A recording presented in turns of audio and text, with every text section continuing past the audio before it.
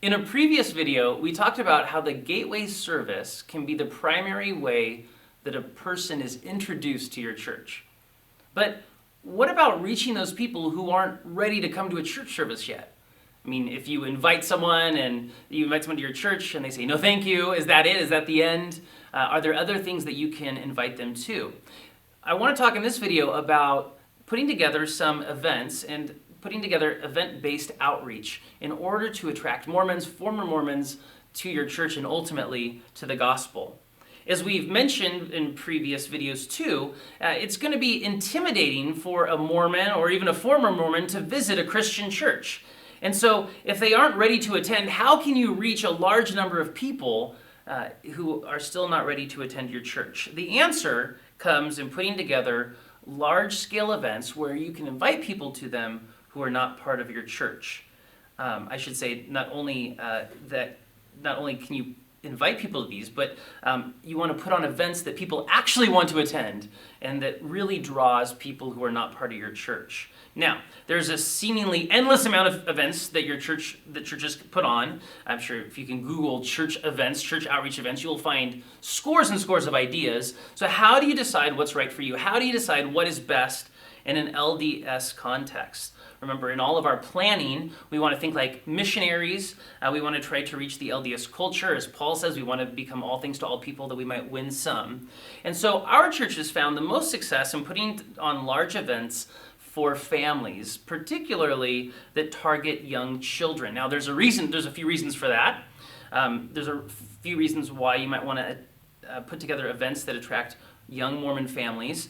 For one thing, Mormons have lots of kids. This is probably not a surprise to you. Families are deeply important to Mormons. They have lots of kids. They want to do things with their children. And one of the primary parts of a Mormon worldview is the importance of family. As I've been evangelized by my Mormon friends, by Mormon missionaries, they've started by saying families are forever, families are so important, families being together is so important. So if you put on events that are for the family, for kids, you are drawing on an important aspect of the Mormon worldview and the Mormon culture, and you're demonstrating that your church cares about the family, even if your theology of family is different than Mormon theology. Young families are also another reason to put on events for families, is that young families are a critical group to reach with the gospel.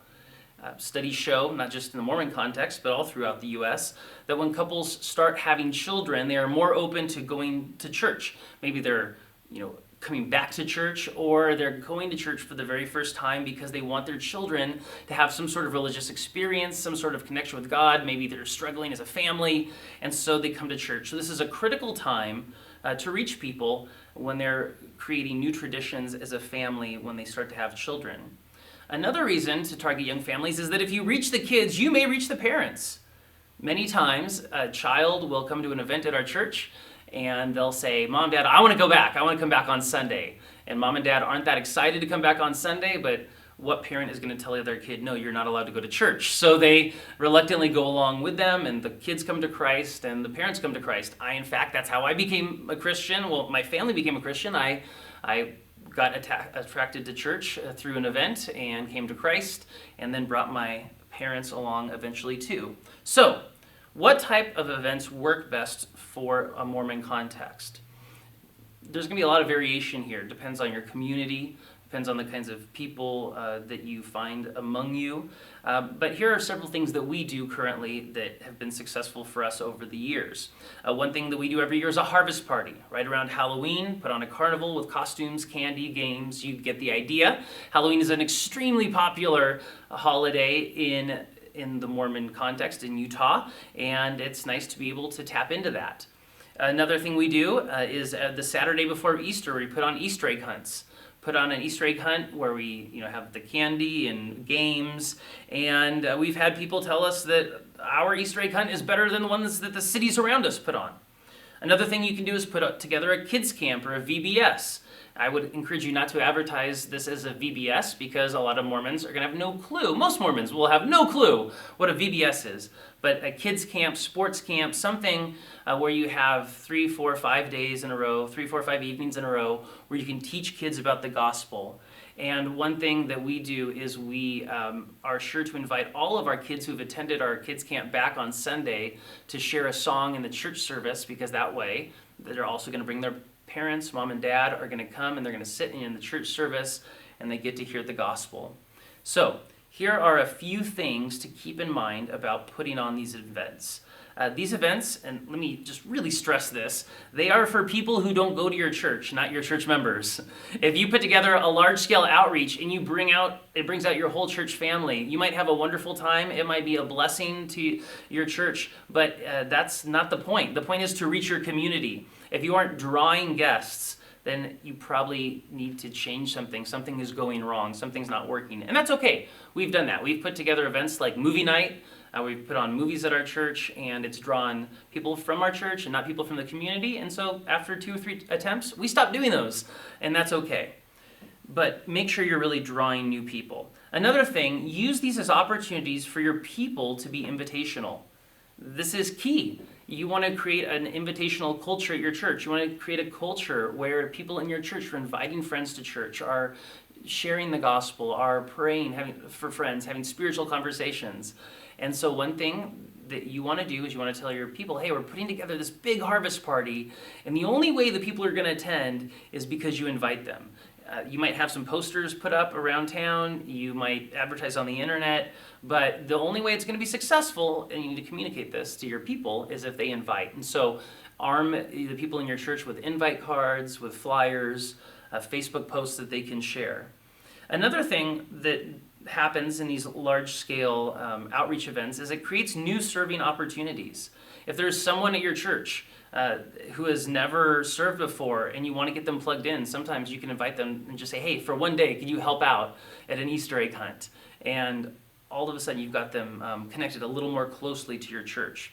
But then the last thing is, I want to encourage you to use these events to invite people to your church. It can be wonderful to have a huge event at your church, that draws a lot of people, a lot of kids, a lot of families, a lot of Mormon people, and then no one ever really comes back on its Sunday church service because of that. That is the disheartening part. And so one of the things you can do to help that is make sure that you are clear to invite people back for your church service, to your gateway service. Hand them cards that let them know about service times, and invite them to those service times. Let them know about kids' church and what you have for their children. Invite them with banners, have banners. If you are having an event and it's not at your church campus, make sure you have plenty of signage that says, here is where our church is, and you are welcome to join us on Sunday. But as much as possible, if you can have these events at your church campus, then you're demystifying your church a little bit. People get to check out your church without actually coming on a Sunday, which can help break down a wall, break down barriers for people to come to your church and get them on the pathway to discipleship. And so we want to look for outreach events that are really going to help people who are not ready to attend on a Sunday to come and check out your church. I've stressed a lot of family-oriented ones. We also do a lot of ones at our church that are about blessing the community, helping people in need. That's another great opportunity to invite Mormon friends. My Mormon friends who are not yet ready to attend our church are glad to come and pack food for people in need or to help the community in some other way. And my prayer is that on all of these outreach events, that it'll help move someone a little closer to encountering and putting their faith in Jesus Christ.